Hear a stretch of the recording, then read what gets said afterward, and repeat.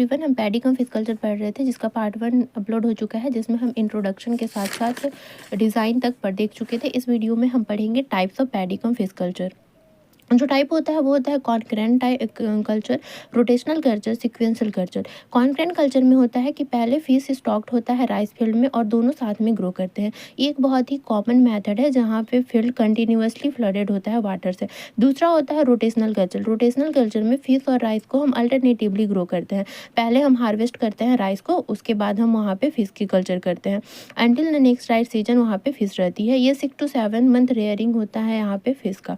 Sequential culture में क्या होता है कि rice is cultivated first followed by fish culture in the same field without any overlap.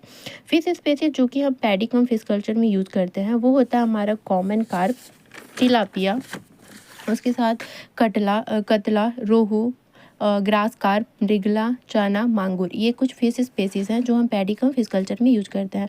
Fish species must be adapted to shallow water, can tolerate high temperature and high turbidity and fast growing fishes होते हैं।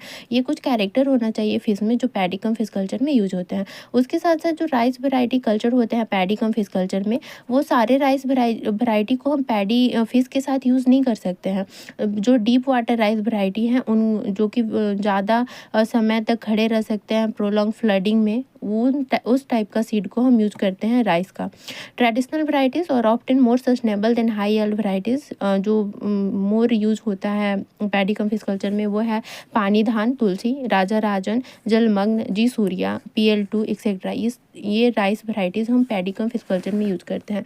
Advantage की बात करें तो यहाँ पे बहुत सारे एडवांटेज है, जैसे प्रोडक्टिविटी इंक्रीज होती है, pest control, weed control, nursing nutrient recycling, diversified income होता है, इन्वायरमेंटल सस्टेनेबिलिटी होती है। ये कुछ एडवांटेज है जो पैडी कम फिश कल्चर से हमें मिलता है।